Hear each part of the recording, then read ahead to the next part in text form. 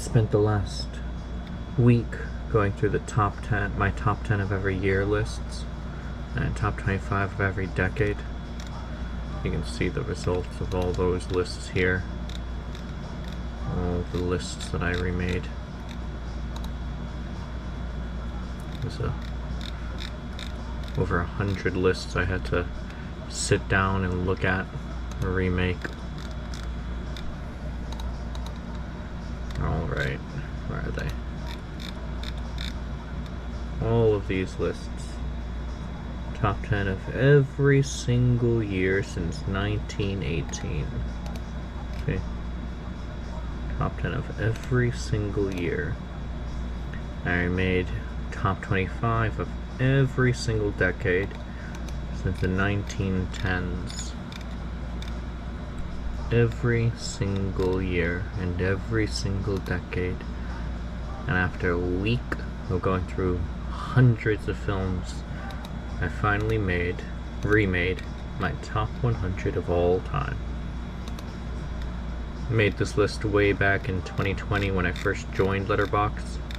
I've been remaking it every single year since, every June.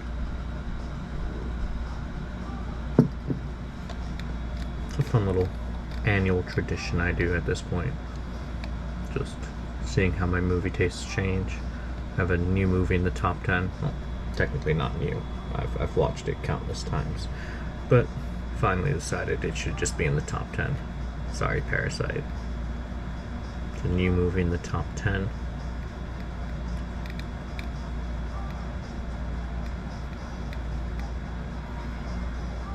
And this here is the highest ranking new addition to the list, Megalopolis. Adored that film so much, and now it's here on the top 100 at number 25. Total of 24 films dropped out. So, had 24 films come in. Megalopolis, and Neon Genesis, Evangelion, The End of Evangelion. My first film, Look Back, The Fountain, Sunset Boulevard, which was a rewatch. I rewatched it a couple of weeks ago and realized it should be on the list. Persona, The End, El Norte, Mythica, The Godslayer. That's a really low-budget fantasy film that I love. Absolutely love it. Excalibur, The New Land, Whisper of the Heart, The Trial, The World According to Garp, Millennium Actress, another rewatch, Annette, Memoir of a Snail, Applause, Rita, Stage Door, which is another rewatch, The Electrical Life of Louis Wayne, Stranger Than Fiction, and at number 100, Myth of Man. Also the newest film on the list. Came out earlier this year. Another really low budget indie movie. That one will probably drop out next year, but that's a problem for next year. So yeah, new top 100 films list.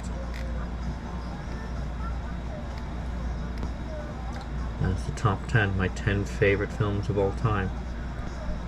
Only 5 of the original top 10 from the first time I made this list are still here. Doctor Strangelove, which has always been number 1 and will probably stay number 1 for a good while. The Godfather Part 2. Shane.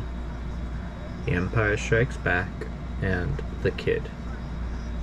Those 5 are the only 5 that have always been in the top 10. Parasite, The Dark Knight, The Lion King, Life of Brian, and Citizen Kane used to be in the top 10, but they've all fallen down.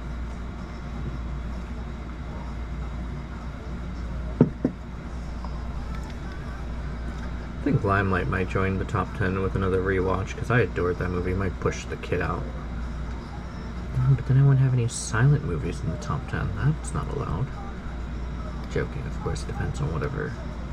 We'll see how my tastes change over the next few years. This is the top 10 for now. And then the wider top 100. A lot of movies I absolutely adore here. And of course, like I said, 24 films dropped out to make room for the new movies, which is the most that has ever dropped out. Over the last year, I watched a lot of great movies. So these are the movies that dropped out. Highest ranked one this time was Into the Spider-Verse. But these are all the ones that dropped down to here. Am I bad at math? Wait a second. I only have 23 here that dropped out.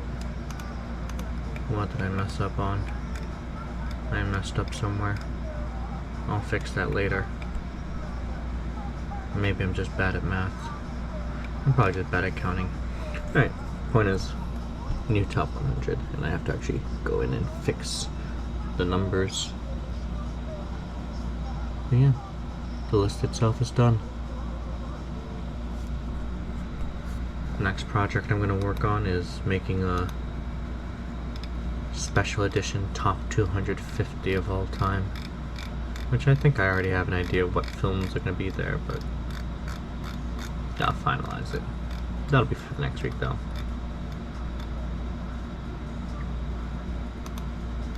Yeah, my favorite movies of all time.